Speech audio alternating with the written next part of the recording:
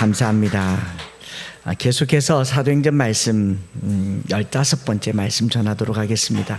오늘 새가족 주일이기도 하고요. 사도행전 9장은 기독교 역사에서 한 사람의 위대한 회심을 다루고 있죠. 새가족들에게는 조금 더 관심이 가볼 만한 그런 내용이 아닌가 싶습니다. 소위 다메섹 사건이라고도 하고 다메섹 체험이라고도 하는 이 고유명사가 생길 정도로 한 인생이 180도 전과 후가 바뀌게 되는 회심의 스토리가 기록되어 있습니다.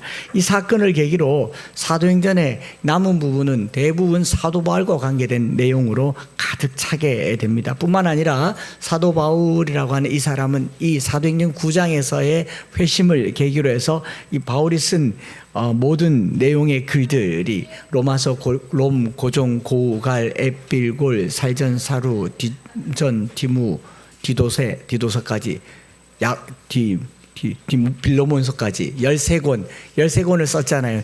바울만 아니었으면 우리가 성경을 13권은 더 읽어도 되는데 바울 덕분에 성경을 많이 읽게 됐습니다. 그만큼 중요한 역할을 하게 된 인물의 회심의 사건이 여기 기록되어 있지 않습니까? 소위 바울 신학이라고 하는 신학이 태동되게 된 그 장본인이 여기 나온 사울이란 이름이고, 기독교를 탄생시키는데 지대한 영향을 주었다, 부정적으로든 긍정적으로는 큰 영향을 주었다라고 하기도 하고, 신학계에서는 바울 신학의 옛 관점, 새 관점, NPP, OPP라고 들어보셨을런지도 수도 있겠지만 Old Perspective of Paul and New Perspective of Paul이라고 해서 이제 이런 어떤 하나의 바울 신학의 주류가 형성되기까지 가장 많이 연구되고 있는 사람이 바로 바울이고, 심지어는 예수님이 전한 복음은 예수교가 아니라 바울교다라고 말하는 이 부정적으로까지 얘기할 정도로 기독교에 큰 영향을 끼친 인물이 바울입니다. 그런 바울의 전과 후가 극명하게 달라지고 새로운 삶으로 거듭나게 된 사건이 오늘 우리가 읽은 사도행전 9장 1절부터 19절까지, 그래서 가장 위대한 회심, 가장 위대한 변화를 다메섹 사건이라고도 하고, 이 경험을 우리도 원하기 때문에 기도할 때 하나님, 다메섹에서 만났던 그 주님을 우리도 만나게 해달라, 우리 아들도 만나게 해달라, 우리 남편도 만나게 해달라, 그렇게 기도하기도 하지 않습니까? 그것이 뭐냐면 전과 후가 완전히 달라졌다라는 거죠. 뿐만 아니라 사도행전 전체 28장 중에 금방 이 기록되어져 있는 1절부터 19절까지 바울의 회심과 관련된 간증이 3번이나 등장합니다. 9장과 22장과 26장에. 9장은 관찰자였던 또 이 소식을 전해들었던 누가의 입장에서 기록을 했고, 22장과 23장은 바울이 직접 간증한 내용을 이 간접화법으로 누가가 기록한 형태로 이 28장 중에 바울의 회심이 3번이나 기록됐다는 거 중요한 이야기다라는 것이겠죠. 그래서 이 사건을 계기로 사도 바울은 예수님의 12제자, 사도라고 하는 12제자의 수에는 안 들어갔는데도 불구하고 13번째의 사도 바울이라는 이름이 붙게 됩니다. 원래 그 후로는 사도가 없습니다. 어디 가서도 사도라고 하는 건 없습니다. 사도적 전통이나 전승은 있지만 사도라는 호칭은 예수님의 12제자와 사도 바울 외에는 붙여지지가 않습니다. 이걸 직분으로 쓰면 이상한 종교다 생각하시면 돼요. 그런 게 이제 사도 바울인데, 그런데 이제 우리가 흔히 생각하고 있기를 이제 예수님 만나기 전에는 사울이었다가 예수님을 만나고 난 후엔 바울이 되었다. 소위 말해서 사울이 바울 되는 사건, 이런 표현을 쓰잖아요. 하나님, 사울이 바울 된 것처럼 우리의 삶이 전과 후가 바뀌게 하옵소서. 또는 사울은 그 이름이 큰 자이고 바울은 작은 자다. 이 예수님 만나고 났더니 스스로 큰 자라고 여겼던 사울이 작은 자라고 얘기하는 거, 이거는 조금 이제 오해가 있어서 풀고 넘어가야 될 것 같고, 이게 이제 오늘 말씀을 푸는 하나의 이제 키가 될 수도 있겠다 싶은 거죠. 사울이 바울 됐다라고 하는 것은 예수 믿기 전과 후를 나누는 기준이 아닙니다. 사울도 사울이고 바울도 사울이고 바울도 바울이고 사울도 바울입니다. 같은 사람인데 이제 이 이름이 2개예요. 그냥 이름이 2개일 뿐입니다. 제일 쉽게 말하면 이름이 2개인데, 사울은 히브리식 이름, 유대인 이름이고, 유대인들끼리 부를 때는 사울이라고 부르고, 헬라인이나 로마 사람들이나 이방인들이 부를 때는 그 헬라어로 만든 이제 바울이란 말로 이름으로 파울로스라는 말로 쓰는 겁니다. 그러니까 우리가 영어권에 공부하러 가서 내 이름을 얘기하라 그러면은 내 이름을 말해주면 발음이 어렵잖아요. 저희 아내가 명숙 그러니까 마영숙 이렇게 읽더라고요. 못 읽어요. 영어로 표기해줘도. 그러니까 그냥 you call me 쑥. 그래서 저희 집사람은 쑥 그래요. 그러거나 또 우리 아이들 이름도 아용 그러다가 어려우니까 아유 그냥 에스더라고 불러 그러니까 에스더라고 하니까 한 번에 기억하더라고요.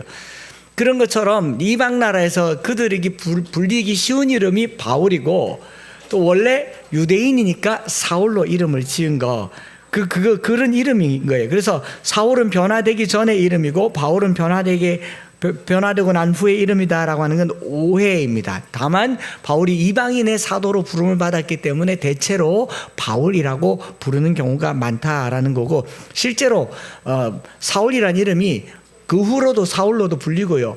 13장에 가서야 비로소 누가에 의해서 바울이라고 불리고 그 뒤에 보면 히브리 말로 사울아 또 이렇게 사울이라고 얘기하는 걸로 보면 이 전과 후를 얘기하는 것이 아니다라는 겁니다. 제가 이렇게 좀 길게 설명하는 이유가 뭐냐면 다메섹에서 바울의 회심이 너무 극명한 변화가 나타났기 때문에 우리가 말하기를 사울이 바울 되는 현상. 그래서 우리가 이름도 바꿔요. 예수 믿고 나서 예수 믿기 전에 이름은 그 장명소에서 가서 지은 이름을 이거 버리고 예수 믿고 새로운 이름을 갖기도 하고 성당에서는 세례명을 갖기도 하는데 이름이 내 삶을 바꾸지는 않습니다.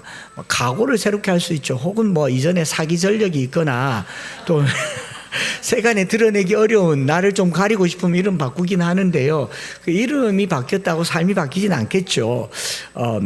그런데 왜냐하면 우리가 신앙생활 하다 보면요, 늘 이게 마음 한켠에 숙제처럼 자리 잡습니다. 예수를 믿고 났는데도 불구하고 안 바뀌지 않습니까?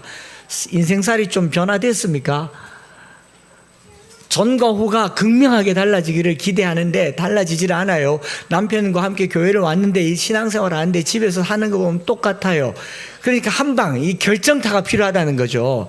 그래서 기도할 때마다 사울이 바울 되는 역사를 다메섹의 성령의 역사를 한 번에 사람이 180도 바뀌게 해달라고 그렇게 기도를 하는데 그런 일들이 보편적으로 일어날 수 있는가라는 겁니다. 회심의 사건이 한 사람이 완전히 딴 사람 되어서 전과 후가 극명한 삶을 살게 된다고 하는 거 이거 너무 큰 기대를 갖는 거 아닌가 하는 거죠. 물론 그런 사람들이 있어요. 그러나 대다수가 예수 믿어서 오늘 예수 믿고 내일 180도 바뀌는 그런 경우는 잘 없습니다. 제가 해보니 저도 안 바뀌고요.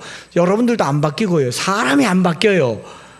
그렇지 않습니까? 어제 제가 한 분 목사님을 만났는데 목사님의 아버님이 이제 중앙정부의 관직 관료였고 공무원이셨고 아버지가 너무 고지식하고 종교 신앙생활을 하긴 하지만 종교생활을 하는 분이셔서 그냥 뭐 좋은 게 좋은 거지 하고 이렇게 신앙생활을 하셔서 늘 아버지를 위해서 기도를 했대요. 성령 충만 받게 해달라고. 성령 충만 받게 해달라고. 목사니까 당연히 그러지 않겠어요.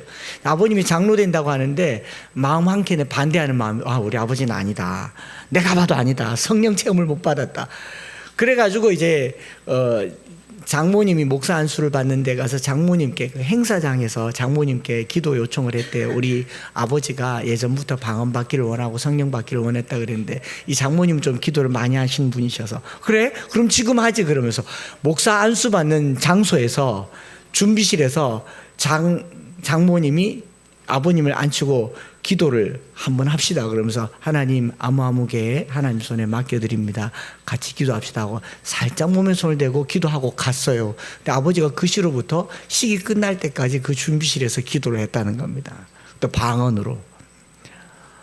그러고 차를 타고 돌아오는데 식이 끝났는지도 모르고 내 이름을 하나님께 올려드린다라고 말한 말만 들었고 그 다음은 해리 현상처럼 하나도 기억을 못해서 집까지 운전을 못했대요.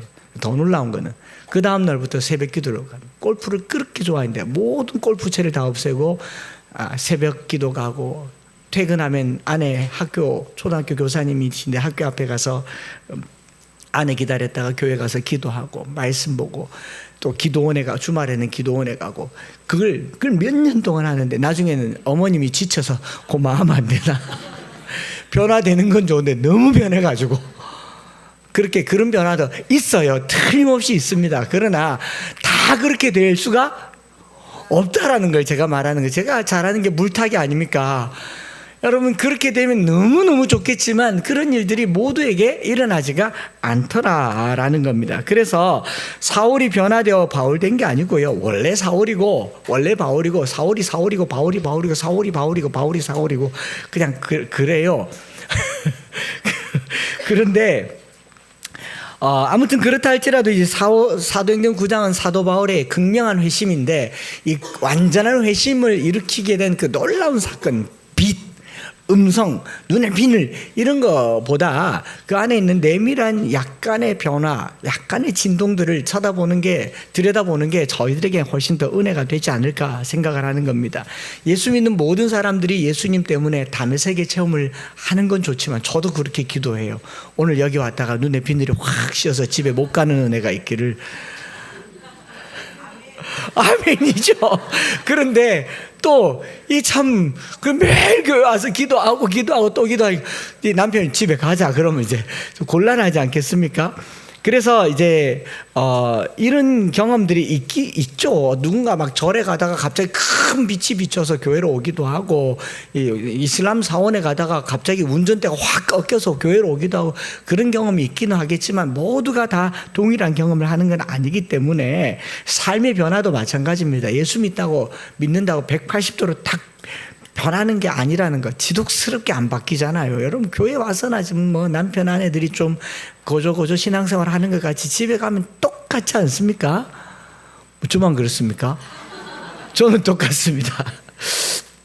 그런데 저희가 지난 수요일 날 우리 말씀 모임을 하면서 이렇게 그 여러 성도분들이 함께 말씀 묵상하는데, 그 사이사이 행간에 있는 작은 단어들과 어휘들이 우리 마음에 크게 울림이 된 부분들이 있더라고요.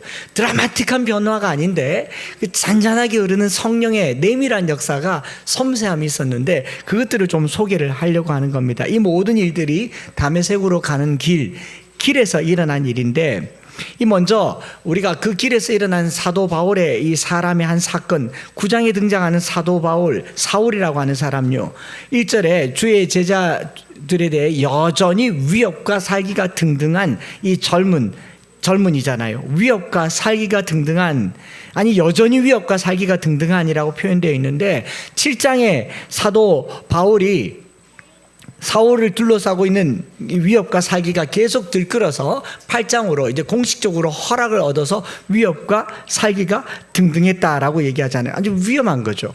어떤 한 젊은 사람이 자기가 알고 있는 지식과 스스로 옳다고 하는 일에 확신이 생기면, 강하면 강할수록 그렇지 않은 상대방을 향한 자기의 확신은 위협과 살기로 드러나는 게 오늘 이 시대 아닙니까? 내가 알고 있는 게 너무 정확하고 너무 명확한데 상대방이 반대로 알고 있으면 그 사람을 향한 분노는 살기와 위협으로 나타나는 게, 이게 오늘 이 시대의 확증 편향이라고 하는 거잖아요.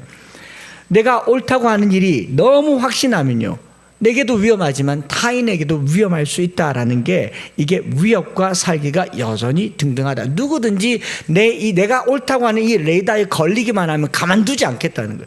내 기준이 너무 워낙 투철하고 철저하기 때문에 여기서 벗어난 사람 가만두지 않겠다는 거예요. 그리고 그걸로 자기를 또 얽어매서 그렇게 살지 못하면 자기가 자기를 용납하지 않는 거, 이걸 위협과 살기라고 얘기합니다. 예. 엠프네오라고 하는, 이 엠프네오, 등등하다라는 말은요, 이 등등하다라는 말, 숨 쉰다라는 말인데, 빨쌈빨쌈 숨을 이렇게 숨을 쉬는 거, 화가 나 있는 거죠. 근데 히브리 말로는 네페시라고 하거든요. 네페시는 뭐예요? 생명이란 말이죠. 목숨 걸고 지키려고 하는 거. 내가 뭔가를 목숨을 걸고 지키려고 하면 거기는 위협과 살기가 드러나는 겁니다. 사춘기 청소년들이 스마트폰에 목숨 걸면, 그 뺐으면 어떻게 되는지 아십니까? 금방 폭력적이 돼요. 어떤 우든 좌든 내가 이것이 옳다고 여기는 것이 어긋나게 되면 그게 금방 폭력으로 드러나는 거, 이걸 위협과 살기가 등등하다. 우리는 그런 세대에 살고 있습니다. 내가 옳기 때문에 나와 다른 사람들을 결코 용납하지 않습니다. 절대로 받아들이지 않아요. 무조건 내 레이더에 들어와야 됩니다. 내 바운더리에 들어와야 돼요. 내가 신인 거죠. 여기 등등하다란 말이 그런 말이에요. 영어 성경에는 breathing out이라고 해요. breathing out. 숨을 화가 나는 거죠. 내가 운전 똑바로 하고 있는데 누가 빵 하고 지나가 하고 있는 거죠. 내가 옳기 때문에 그런 거예요. 빨쌈빨쌈 숨을 내는. 오늘도 우리는 이념과 사상, 지식, 정보, 내가 확신하다라고 생각하는 것 때문에 위협과 살기가 등등한 세상에 살고 있습니다. 모두가 다 자기의 세계에 갇혀 살고 있어요. 예외가 없습니다. 저는 예외겠습니까? 아니에요. 모두가 다 그래요. 제가 옳다고 하는 데 있어서 조금만 더 벗어나는, 그는 제게 있어서 벗어나는 그런 이 세상에 살고 있고, 이 길이 다메섹으로 가는 길입니다. 다메섹으로 가는 길은 위협과 살기가 등등한 길입니다. 그렇지 않겠습니까? 모든 세대, 모든 사람에게 구약시대 때부터 지금까지 일어나고 있는 일이고, 이때 빛이 비추죠. 사울에게 빛이 비치는데 진리의 빛일 수도 있겠습니다. 계몽이라고 하는 빛일 수도 있겠고, 부활하신 예수님의 현존일 수도 있겠고, 영혼을 깨우치는 빛일 수도 있겠고, 뭐 다 가능하겠지만, 이런 놀라운 빛을 우리도 받기를 원한다면 이 우리에게는 쉽지 않은 일이지 않겠습니까? 그런데 저는 이 말씀을 이렇게 보면서, 우리 성도들과 함께 수요일날 보면서 내 마음에 들어왔던 것은, 다윗이 이 빛을 바울이 이 빛을 받기 때문에, 사울이 이 빛을 받기 때문에 어떤 큰 은혜를 입었던 것보다도 더 큰 변화가 있다면, 그 마음속에 위협과 살기가 사라졌다는 거죠. 사울에게 일어났던 가장 큰 변화는 자기가 옳다고 여겼던 모든 것들의 변화로 말미암아 위협과 살기가 사라졌다. 이후로는 등장하지 않는다는 겁니다. 뭐 예수님을 만났으니 예수님을 따르고 예수님을 믿고 예수님을 전하는 사람이 되는 것은 당연한 일이겠지만, 사실은 사울이 복음 전하러 가면 사도들과 이 1세기 당시에 성도들은 사울이 부담스러운 존재예요. 언제 또 변심해가지고 위협과 살기가 등등할 수도 있고, 자기가 옳다고 하는 걸로, 이전에 성경을 알잖아요. 사람을 잡아다가 잔해한다. 그냥 짓밟는 사람이었는데 언제 또 변할지 모르는 이런 마음의 초조함이 있을 법한데, 그게 없어졌다라는 것은요, 예수님께서 사울에게 보여주셨던 이 빛은 그 마음의 위협과 살기를 가라앉히는 빛이었다라는데, 우리가 같이 은혜를 누렸으면 좋겠습니다. 13절에 사울에 대하여 그가 예루살렘에서 주의 성도에게 적지 않은 해를 끼쳤나이다. 이 성도들, 아나니아가 이런 말을 할 정도로 이 사울에 대한 불안이 있는데, 이 불안을 만나보고 나니까 불안을 잠재워지게 되었다라고 하는 첫 번째 증거가 뭐냐면, 마음의 분노와 그리고 배타적인 감정과 이 마음의 이 못된 기질들이 없어졌더라라는 거죠. 사울의 눈에 씌었던 비늘 같은 것이 어떻게 보면 그동안 자기가 옳다고 여겼던 확증과 편향에 가득한 위협과 살기 같은 거죠. 막 째려보고, 넌 잘하나 안 하나 한번 보자. 에이, 그 잘하네. 이런 마음에 막 들어와 있는 이런 분노가 성령으로 말미암아 사라지게 되었다면, 우리 이거 기도, 이 정도 기도는 우리가 할 수 있다 생각해요. 성령님 내게 빛을 비추어 주옵소서. 이거는 모르겠는데, 하나님 내 마음에 올라오는 이 분노와 위협과 살기가 혹시 나의 정의감 때문입니까? 내가 너무 옳기 때문입니까? 내가 너무 분명한 기준을 요구하기 때문입니까? 성령으로 물태워 주시기를 바랍니다. 이게 물타는 거잖아요. 이게 없으면 용서도 일어나지 않습니다. 용납도 일어나지 않아요. 여러분, 용서할 수 없으면 용서받을 수도 없죠. 그리스도인으로 살아갈 때 제일 중요한 게 용서하는 것 아닙니까? 오늘날 우리 교회가 제일 못하는 게 용서하는 것이잖아요. 정죄는 잘하는데 용서를 못하지 않습니까? 어린아이 하나도 못 보면 애예요. 애를 보면 바로 가르쳐야 된다고. 바로 가르친다고 바로 살 것 같았으면 진작에 가르쳤죠. 키워보니까 가르친 대로 삽니까? 본 대로 삽니까? 가르치질 말아야죠. 기호 아니요. 그걸 귀엽고 가르치겠다고 하는 거기에는 내 정의감이 불타오르는 거죠. 그리고 그렇게 못 살면 분노하는 겁니다. 위협과 살기가 잠재워질 때 우리는 회심했다라고 말할 수 있어요. 서로를 향한 분노와 서로를 향한 정의감이 식어지는 오늘 이 시간이 되기를 축복합니다.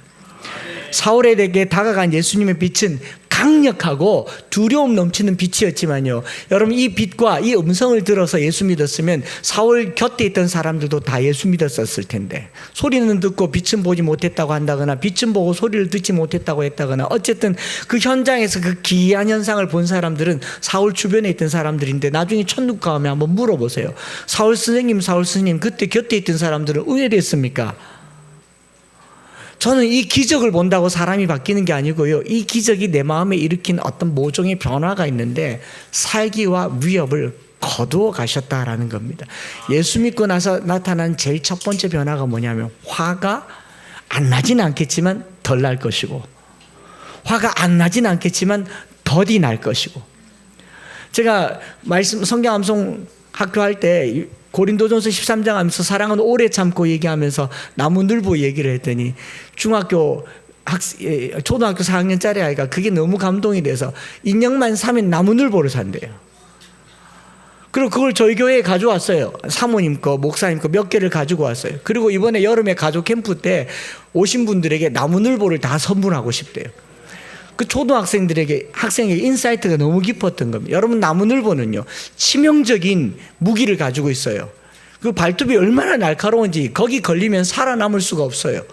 그 발톱으로 나무에 이렇게 딱 매달려 있잖아요. 종일 매달려 있잖아요. 이걸로 휘두르면요, 그냥 확 죽습니다. 근데 치명적인 결점이 뭐냐? 느리다 아닙니까? 그래서 나무늘보 화가 나면 이래 안 하고, 화가 나면 어떻게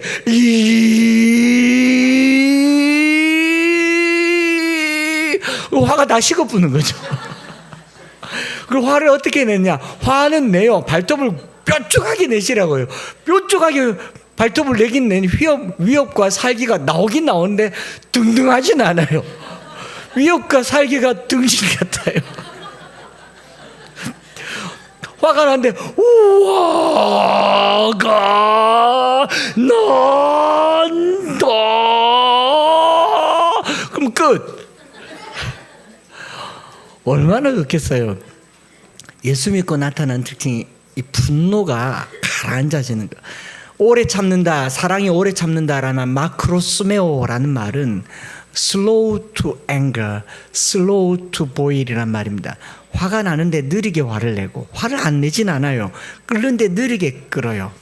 끓는 점이 너무 높아서 잘 안 끓어요. 그리고 불 조절이 잘 돼서 끓는데 넘치질 않는 거. 우리가 넘치지 않게 끓는 걸 뭐라 그럽니까? 곰국이라고 하잖아요. 고운다라고 얘기하잖아요. 그 잘 고아놓으면요, 진국이 나올 줄 믿습니다. 저는 사울에게 있어서 일어났던 큰 변화, 예수님이 비춰주셨던 그 빛에 뭐가 있느냐, 이 위협과 살기가 가라앉았는데 왜 가라앉았는지를 보게 된 겁니다. 거기 성경 말씀에 보면 섬광 같은 빛이 비추면서 사울이 예수님께 물어요. 예수님이 사울에게 이렇게 말하잖아요. 사울아, 사울아, 네가 어찌하여 나를 박해하느냐. 그 사울이 누구십니까? 당신 누구십니까? 주여 누구시니까 물었더니 예수님이 사울에게 말합니다. 나는 네가 박해하는 예수라. 이렇게 얘기합니다. 사울이 그 순간에 머리가 핑 돌아서 나는 예수님은 박해한 적 없거든요. 그 도를 따르는 사람을 박해했지 예수님을 박해하지는 않았잖아요. 예수님이 돌아가시고 부활하셨는지 못하셨는지 모르겠지만 예수를 박해한 적은 없잖아요. 그런데 저는 사울의 이 위협과 살기가 가라앉은 지점이 이 지점이라고 생각합니다. 나는 네가 박해하는 예수라, 이 말을 듣는 순간 사울의 마음속에 섬광같이 마음의 빛이 들어오면서 다리에 힘이 풀리고 눈이 아늑해졌을 것 같아요. 왜냐하면요, 자기가 지금 박해를 하려고 하는 그 대상과 예수님이 동일시되고 있다는 사실이죠.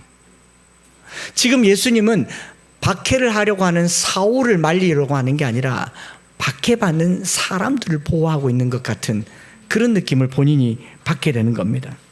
사울은 예수 믿는 사람들, 그 도를 따르는 사람들을 없애려고 혈기가 등등하였는데 예수님 스스로가 자신을 따르는 성도들과 자신을 동일시하고 있다는 이 사실에 사울이 좀 감동 먹은 것 같아요. 예수님께서 저와 여러분들을 위해서 죽으셨습니다. 그리고 또 지금도 저와 여러분들을 위해서 모든 질병과 가난과 고통을 감내하고 계십니다. 성도에게 있어서 가장 큰 능력은 성도와 주님이 저와 여러분들을 동일시하고 있다는 거예요. 내가 아프면 주님도 아프고, 내가 괴로우면 주님도 괴롭고, 내가 울면 주님도 울고 있다는 겁니다. 바울의 마음에 살기가 가라앉은 것은 이 주님의 사랑을 보았다라는 겁니다. 주님, 우리의 모든 연약함을 긍휼히 여기시는 분이십니다. 히브리서 4장 15절과 16절에 우리에게 있는 대제사장은 우리 연약함을 동정하지 못할, 체휼 혹은 동정하지 못하실 이가 아니요 우리에게 모든 일에 우리와 똑같이 시험을 받으시는 이로되 죄는 없으시니라. 그러므로 우리는 긍휼하심을 받고 때를 따라 돕는 은혜를 얻기 위하여 은혜의 보좌 앞에 담대히 나아갈 것이니라.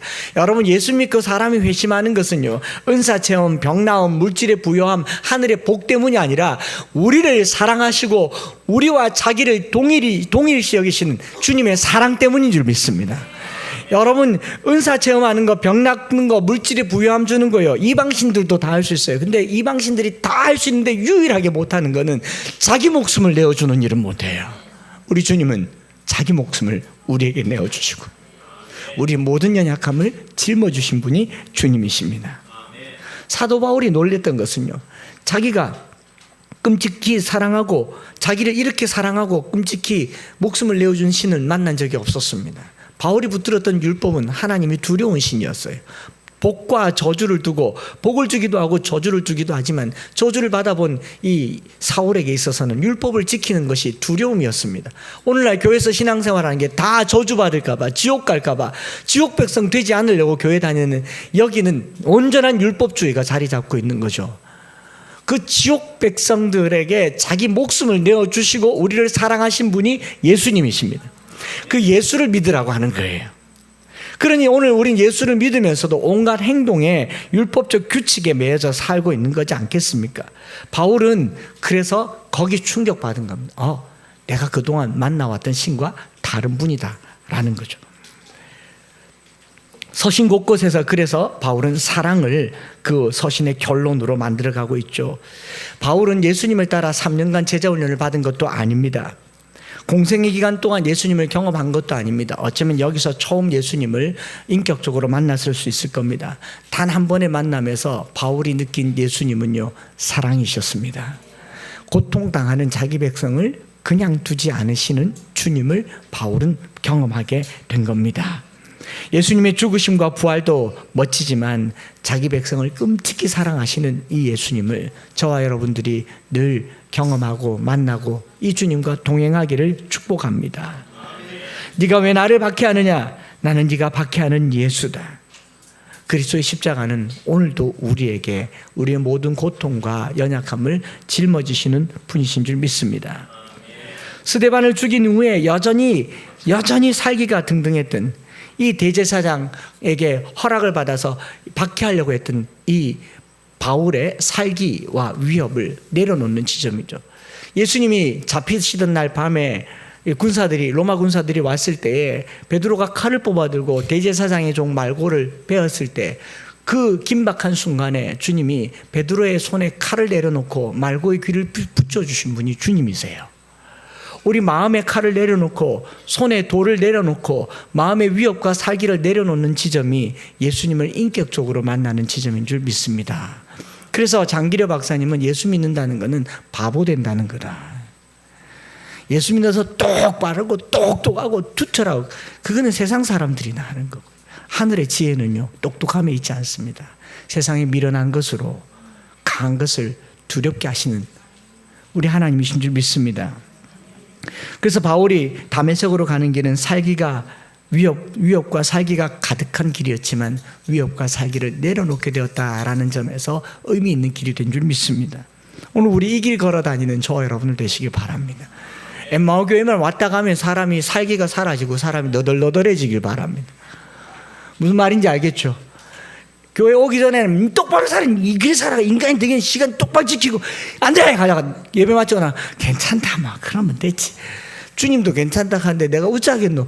너덜너덜해져서 좀 가세요. 특별히 우리 아내들요, 남편 옷에 흘리는 거요, 이건 일상 다만 옷이야 사면 되죠. 남편은 돈 주고 살 수가 없어요. 할렐루야.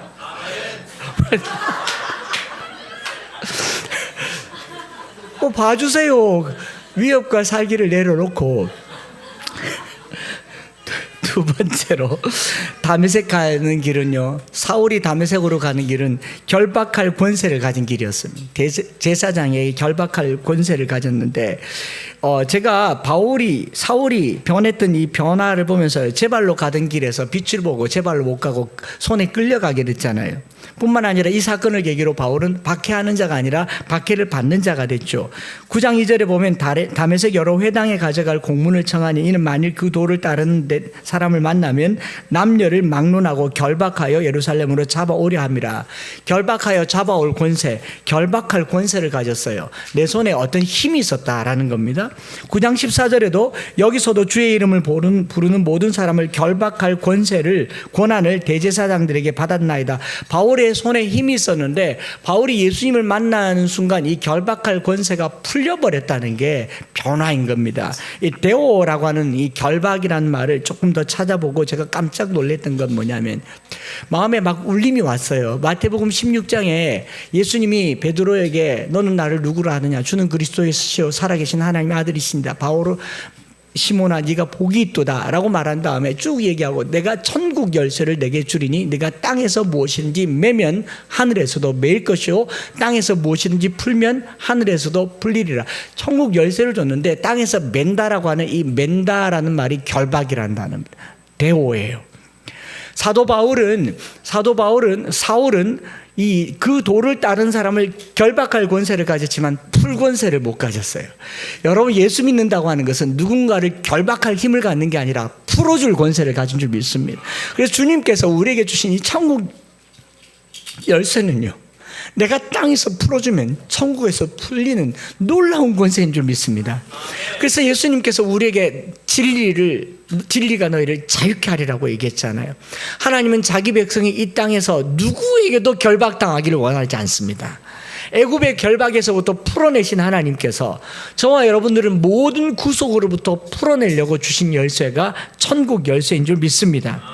마태복음 18장 18절에도 진실로 너희에게 이르노니 무엇이든지 너희가 땅에서 매면 하늘에서도 매일 것이요 무엇이든지 땅에서 풀면 하늘에서도 풀리리라. 하나님께서요, 저와 여러분들에게 주신 권세는 매는 권세가 아니고 푸는 권세입니다. 구약의 율법을 포함해서 모든 권세는요, 세상의 것을 얽어매는 권세입니다. 대통령이든 검사, 경찰 모든 권력은 내 통제 아래 얽어매려고 하는 권력이지만 그리스도 안에 있는 권세는요, 푸는 권세예요. 괜찮다.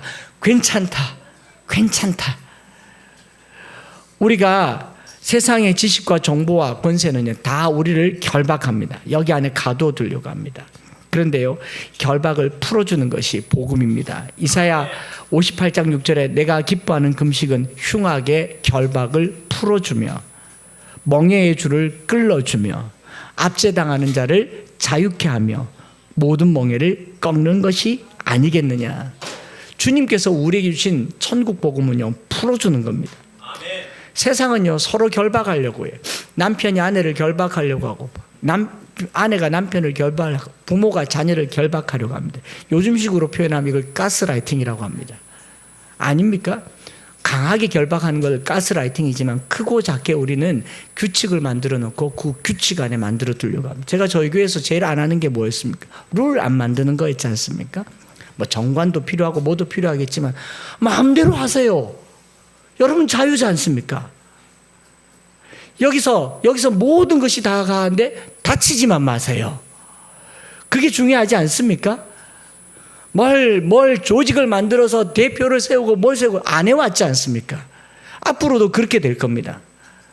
장로님 2분 세웠지만 저 장로님들 뭐 하는 게 청소하는 거, 새벽에 차량 운행하는 거, 장로님들이 여러분들 결박하시던가요?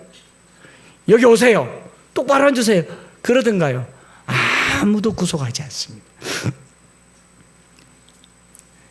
더러운 귀신이 하는 게 뭡니까? 결박하는 겁니다. 세상 권세가 하는 게 결박하는 겁니다.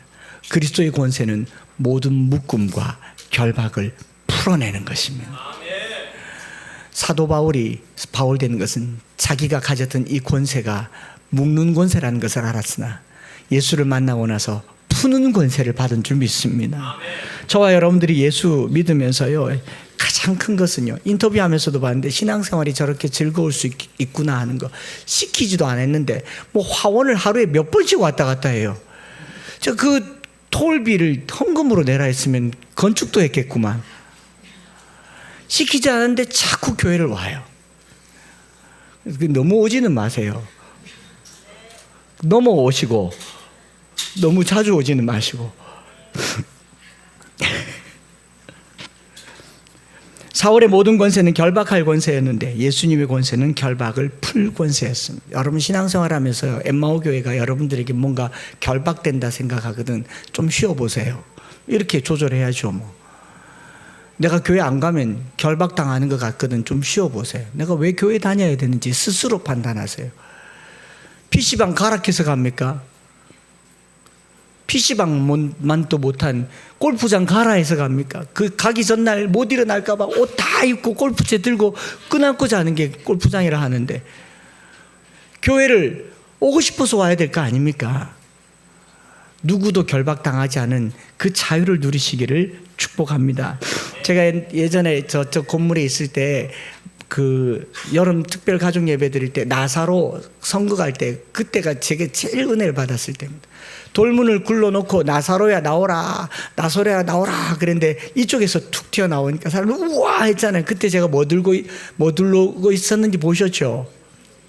두루마리로 온몸을 미라처럼 두르고 이렇게 앞에 딱 서가지고 예수님 뭐라고 얘기합니까? 풀어 놓아 다니게 하라 했을 때 그 초등학생들이 와서 제 몸에 이렇게 막 뜯는데 두루마리라고 해도 여러 겹 둘리니까 잘 안 뜯어지니까 막 썽을 내면서 막 나와 그런데 제 마음에 얼마나 눈물이 나는지. 우리 예수님이 눈물을 흘렸던 것은요, 저 굴로 막혀있던 그 단절과 칭칭 동염의 어떤 그 붕대들을 보면서 풀어놓아 다니게 하라. 여러분 예수 믿는 것은 풀어놓아 다니게 하는 것인 줄 믿습니다.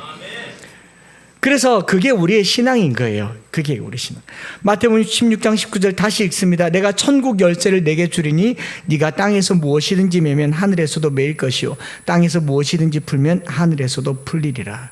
서로 풀어주는 천국의 삶이 되시기를 축복합니다. 그래서 일을 해도요 혼자 하지 마시고요 함께 하고, 함께 하기 너무 힘들면 쉬어라 하시고, 그 독점하는 거 그거 안 좋습니다. 마지막으로 한 가지 더 말씀을 드리면 다메섹 가는 길은요 형제를 만나러 가는 길이었어요. 저는 이 부분이 제일 마음에 감동이 있었습니다. 아나니아라고 하는 사람을 준비하셔서 사울에게 보내어 안수하여 기도하게 하신다라고 얘기했는데 굳이 그럴 필요 있습니까? 사울이 예수님을 만났는데 회심했는데 굳이 사람 아나니아를 통해서 안수해서 눈에 비늘 벗어지고 사흘을 금식할 이유 없잖아요. 이 조작은 무슨 조작이며 이 제수초는 무슨 제수초인가? 저는 그를 생각해 봤어요. 아나니아도 불편하고 그랬는데 하나님께서 사울에게 성도의 삶이 어떤지를 보여주려고 22장에 이 사람은 여기밖에 등장하지 않고 22장에 바울의 간증에 한 번 더 등장하는데 22장에 아나니아를 뭐라고 얘기하냐면 경건한 사람, 유대인들에게 칭찬 듣는 사람이라고 말한 이 아나니아가 안수하잖아요. 처음에 아나니아가 뭐라고 말합니까? 부담스러웠습니다. 부담스러워서 이 잔해하던 사람이라고 들었습니다. 제가 그 꼭 가야 됩니까? 이러니까 가라. 내가 그를 이리 쓰겠다. 나의 택한 그릇이다. 라고 말하고 아나니아가 갑니다. 아나니아가 가서 사울에게 한 이 말, 이 한마디에 사울은 저는 무너졌을 거다. 그런 생각을 해봐요. 17절을 같이 한번 읽어보겠습니다. 시작. 아나니아가 떠나 그 집에 들어가서 그에게 안수하여 이르되 형제 사울아, 주 곧 내가 오는 길에서 나타나셨던 예수께서 나를 보내어 너로 다시 보게 하고 성령으로 충만하게 하신다 하니. 여기 형제 사울아라는 표현을 썼는데요. 이 형제라는 말을 교회에서 형제님, 자매님 그러잖아요. 그렇지니 조금 이렇게 좀 입 바른 말 하시는 분들이 형이면 형이고 쟤면 쟤지 왜 형제냐. 형이라 하고 동생이라 하고 언니라 하고 동생이라 하지 형제 자매란 말은 사실 그거는 호칭이 아니다라고 말하는데 이 형제란 말을 조금 묵상을 해봤어요. 이 로마 시대 때 오늘도 우리 세가족 주일이라고 세가족 여기 우린 가족이라고 얘기하니까 누가 가족 아니잖아요. 뭐 피가 섞였습니까? 뭐 한 집에 삽니까? 이렇게 얘기하는데 조금 1세기 자료를 찾아보면요. 로마 시대 때의 그리스도인들의 삶에 대한 기록을 보면 형제, 자매, 가족이란 말이 오늘 우리가 생각하는 것들과 좀 달라요. 로마 시대 때는 약육 강식이 지배하던 세대입니다. 형제라고 해도 무능하면 내쳐야 됩니다. 자식이 태어나도 무능하면 버려요. 유아 살해가 많았던 이유는 얘가 비실비실하면 그냥 버립니다. 고치려고 하지 않습니다. 아예 버려요. 오늘날도 마찬가지죠. 잉태를 딱 하면은 워낙 의술이 발달하니까 장애 진단, 장애 검사를 해서 조기에 발견되면 아예 유산을 권하는 게 이 사회 정서잖아요. 그래서 엄마가 기필코 그 아이를 낳겠다고 했지만 출산하고 나서 장애를 가진 아이를 평생 마음으로 품어가는 게 얼마나 고통스러운 걸 너무 잘 알기 때문에 아예 포기하자고 하는 게 이 사회 정서인 이치인데 2000년 전에는 가족이라도 무능하면 버립니다. 부인요 마음에 들면 여럿도 둘 수 있는 사회가 이 로마 시대입니다. 그러니까 가족의 끈끈함은 없습니다. 중요한 것은 내 권력, 내 힘, 내 재력입니다. 내가 힘이 있으면 후견인이 될 수도 있고 내가 노예를 둘 수도 있던 게 고대 사회입니다. 그런 사회에서 형제라고 말하는 것은요 남다른 의미가 있다라는 거죠. 가족이라고 하는 게 다르다라는 걸 얘기를 하는 겁니다. 약자와 가난한 자, 병든 자를 죄인 취급하던 로마 사회에서 형제라는 말 잘 안 쓴다라는 거죠. 뭐 온유, 가난, 질병 이런 거 다 사전에서 제거해야 된다라고 하던 로마 사회에서 형제라는 말이 특이하게 이해가 되고요. 스데반이 제사장들에게 뭐라고 얘기합니까? 여러 부형들아라고 얘기를 하고 또 이 아나니아가 사울에게 형제 사울아라고 얘기한 이 아델포스라는 단어, 우리 집사님들이 찾아내더라고요. 아델포스라는 단어 사전에 찾아보니까 자궁이라고 돼 있더라고요.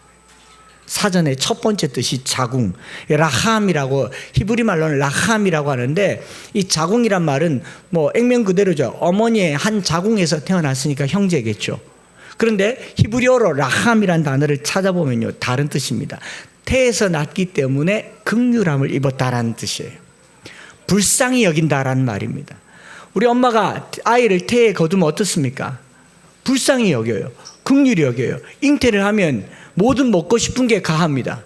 여보 소고기 내가 아니고 이러면 다 해줘야 돼요. 내가 아니고. 태에 있는 아이는 긍휼히 여김을 받습니다. 왜냐하면 선택하지 못하죠. 표현하지 못하기 때문에. 그 라함이라고 하는 표현이 신약의 아델포스, 형제란 표현으로 쓰인다라는 겁니다. 시편 51편 1절에 하나님이여 주의 인자를 따라 내게 은혜를 베푸시며 주의 많은 긍휼을 따라 내 죄악을 지워주소서. 여기 긍휼이란 말이 라함입니다. 다르게 번역해 볼까요? 주의 많은 형제를 따라 나를 불쌍히 여기소서. 내 죄악을 지워주소서. 주의 많은 자궁을 따라 의역되어진 거죠. 그러면 형제란 말의 기본적인 정서는 뭐냐 하면은 불쌍히 여기는 사람, 긍휼히 여기는 사람, 자비가 필요한 사람. 그래서 이사야서 46장 3절과 4절에 이 이스라엘 집에서 남은 모든 자여 내게 들을지어다. 배에서 태어남으로부터 내게 안겼고 태에서 남으로부터 내게 업힌 너여. 이 태가 또 라함이에요. 라함. 그러니까 그 형제라는 말은 서로에게 형제, 순서로 위아래를 말하는 게 아니라 같은 부모님의 태에서 같은 부모님의 긍휼하심을 덧입은 긍휼 동기생, 그리스도의 십자가의 자비를 입은 십자가 동기생을 형제라고 얘기하는 겁니다. 오늘 저와 여러분들이 형제님, 자매님이라고 얘기할 때 이 두 가지 마음이 들었으면 좋겠어요. 첫째로는 하나님 아버지의 마음에 품겨진 형제님, 나도 당신을 긍휼히 여기는 형제님, 이게 형제라는 뜻인 줄 믿으시기 바랍니다. 그래서 서로를 더욱 긍휼히 여겼어요. 서로를 더욱 불쌍히 여겼습니다. 여러분 뭐 요즘은 피 나눈 가족도 재산 때문에 남이 되지 않습니까? 사춘기 때 막 서로 죽이려고 옷 하나 빌려 입었다고 못 잡아먹어서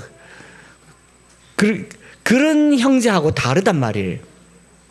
같은 피를 나눠도 잔인하고 못됐고 모진 게 이 시대인데, 고대 사회 2000년 전에는요 길에서 죽임당한 사람의 시신조차도 하나님의 긍휼이 필요하다 하여 거두어서 매장시켜 주던 사회가 로마 시대라고요. 하나님의 자비하심을 입은 형제들이 진짜 형제들인 겁니다. 말씀 마치면서요, 지난 2월에 천안에서 새누리교회 전교인 수련회를 하는데 갑작스럽게 이석이 와서 막 빙빙 도니까 말씀을 전하기 어려운 상황에서 좀 말씀 잘 전하게 해달라고 기도를 하고 기도 부탁을 하고 이제 토요일 저녁에 저녁 집회를 마치고 대구로 와야 되는데 그 길이 기차를 타고 와야 되는데 집회 마칠 쯤에 저희 두 분 장로님들께서 차를 몰고 저를 데리러 왔어요. 사실 뭐 대구에서 천안 가깝다면 가까울 수 있고 멀다면 멀 수 있겠지만 토요일 그 늦은 시간에 데리러 오셔서 기차 타고 가도 될 것 같았는데 어지러울까봐 데리고 오셔서 이제 그 담임 목사님이 놀래서 아유 장로님께서 두 분이나 차를 몰고 여기까지 오셨습니까? 이렇게 물었더니 우리 정 장로님이 한마디를 던졌는데 그게 뭐냐면 우리가 가족이잖아요 이렇게 말하더라고요. 근데 그 목사님이 그 말에 너무 감동을 받은 겁니다. 한 달 전에 대전에 다시 가서 그 교회에 합창단 연습 때문에 그 목사님과 대화를 할 기회가 있었는데 그 얘기를 또 하더라고요. 장로님들 참 귀한 분이라고, 가족이 뭔지 아는 분 같다고. 그 교회가 누가 세운 교회냐면 안희숙 여사가 세운 교회예요.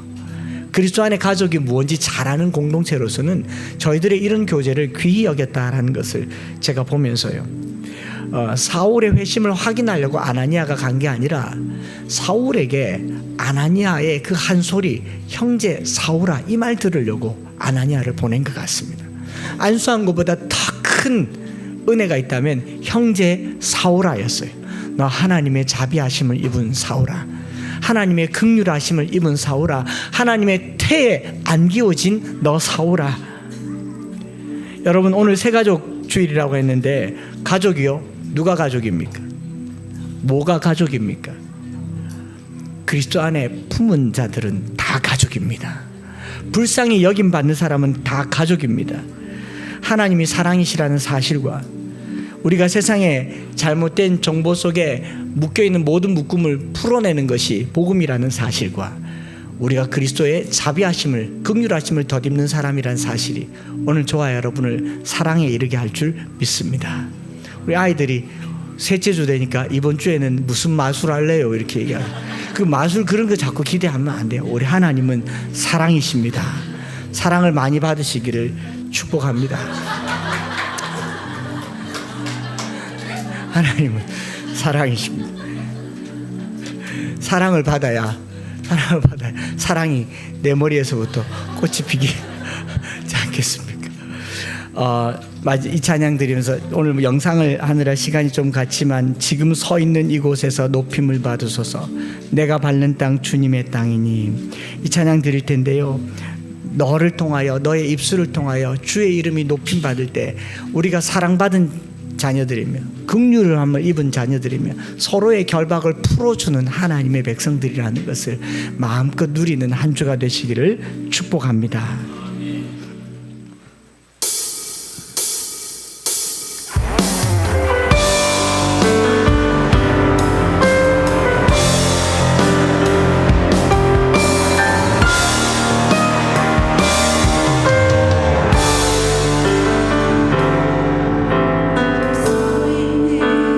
이곳에서 높임을 받으소서. 내가 밟는 땅 주님의 땅이니, 하늘이 주의 이름 높이 올리며 넓은 바다가 주를 노래. 다시 한번 찬양할까요? 지금 서 있는 이곳에서 높임을 받으소서. 내가 설 땅 주님의 땅이니, 하늘이 주의 이름 높이 올리며 하늘이 주의 이름 높이 올리며 넓은 바다가 주를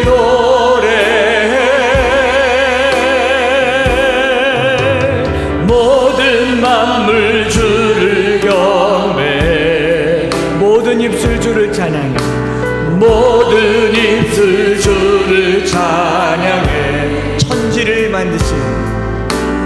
천지를 만드신 만물의 통치자 높임을 받으소서.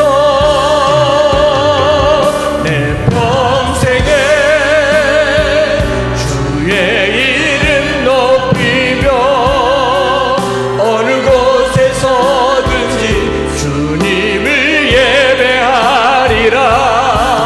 내가 밟는 모든 것 아버지의 영광이 선포되야 찬양하며 주님을 예배할 때 하늘 가득한 주의 영광 보리라. 나를 통하여 나의 입술을 인하여 주의 이름 높임을 받으소서.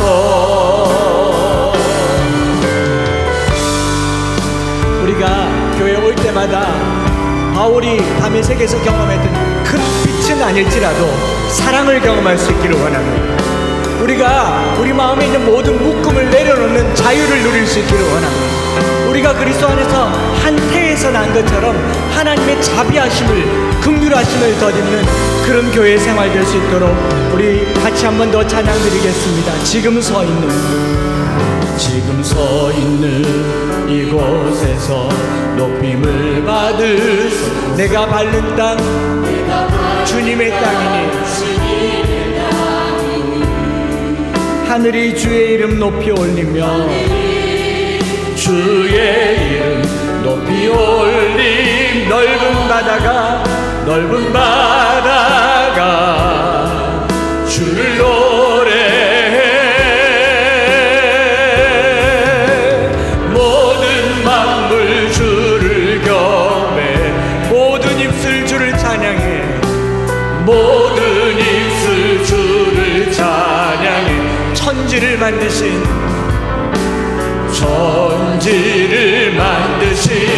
만물의 높임을 받으소서.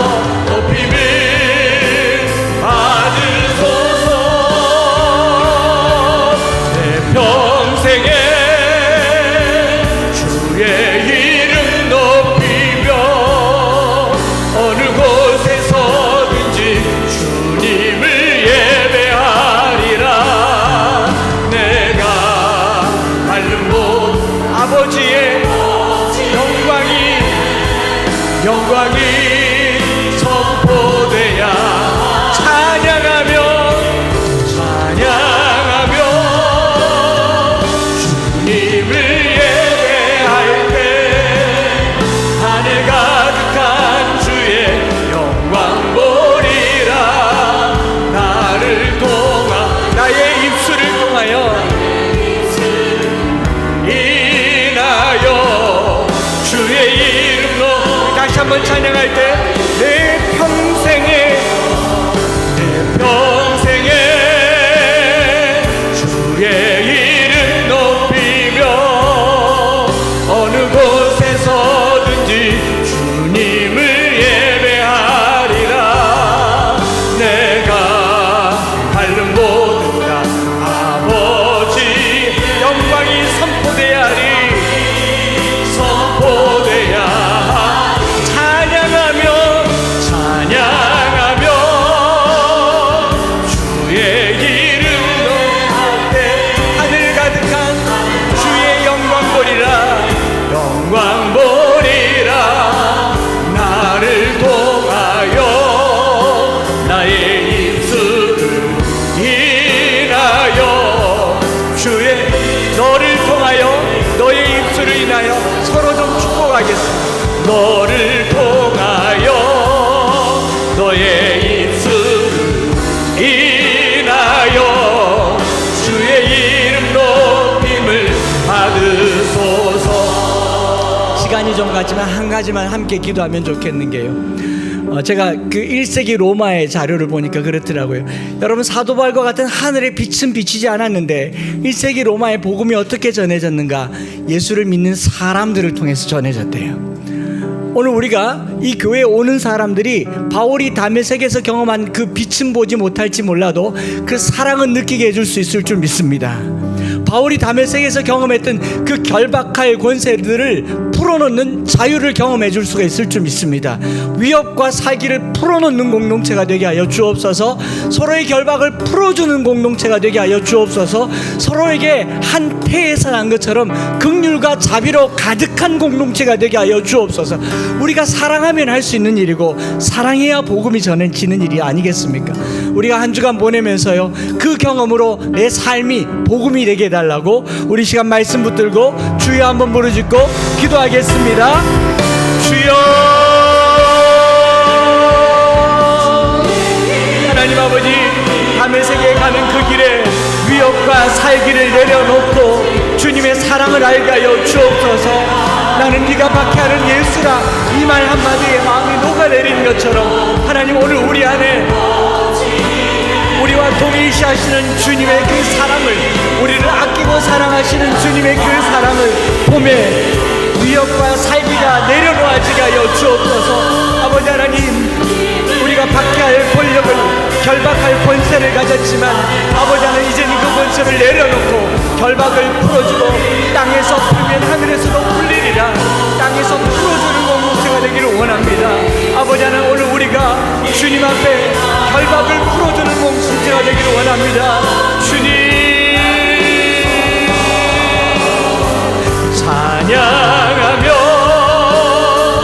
주의 이름 높이며, 하나님 아버지, 우리가 서로를 향해서 형제 사오라, 형제 사오라, 우리가 이 아들 포스를 생각하며 그 태에서 난 긍휼과 자비를 누리며 서로를 향한 자비가 끊어지지 아니하는 이 공동체가 될 수 있도록 축복하여 주시옵소서. 나는 네가 박해하는 예수라. 주님께서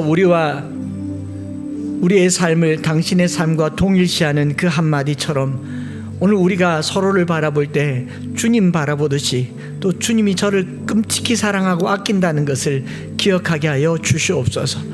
우리를 위하여 십자가를 지신 주님, 오늘도 여전히 우리의 연약함과 가난함과 병듦과 고통스러움에 동참하고 계시는 주님을 만나는 다메섹의 길이 되게 하여 주옵소서. 위협과 살기를 내려놓고 사랑을 가져가는 엠마오 교회가 되게 하여 주시옵소서. 누군가를 결박하려고 했는데 이제는 누군가에게 자유를 주는 엠마오 교회가 되게 하여 주시옵소서. 하나님, 여기 안에서 참 형제됨과 자매됨을 누리는 공동체가 되기를 원합니다. 우리가 그 태에서 자녀를 긍휼히 여김과 같이 하나님의 긍휼히 여기심을 서로 나눌 때 참 형제이며 가족이 되는 줄 믿습니다. 오늘 주님 안에서 그 가족됨을 마음껏 누리는 복된 날 되게 하여 주시옵소서. 주님 앞에 예물을 드립니다. 이 예물도 누군가에게 결박이 되지 않기를 원합니다. 주님이 좋아서, 주님을 사랑하여서 이 교회와 공동체를 위하여서 주님 앞에 예물로 드릴 때 쓰여지는 곳마다 결박을 풀어주는 곳 되게 하여 주시고 사랑을 전하는 곳 되게 하여 주시고 그리스도의 사랑이 전파되는 귀한 예물이 되게 하여 주시옵소서. 주 예수 그리스도의 크신 은혜와 아버지 하나님의 변함없으신 사랑하심과 성령 하나님 위로 교통 충만 역사하심이 오늘 우리의 삶 속에 주님의 사랑을 보여주시고 우리에게 땅에서 풀면 하늘에서도 풀리리라 푸는 권세를 주시고 서로 사랑할 수 있도록 하나님의 품에 안기운 자녀라는 것을 알게 해주신 것을 믿고 서로 사랑하며 살아가기를 소망하는, 위협과 살기를 내려놓고 살아가기를 소망하는 사랑하는 모든 지체들 위해 이제로부터 영원토록 함께 있을지어다. 아멘.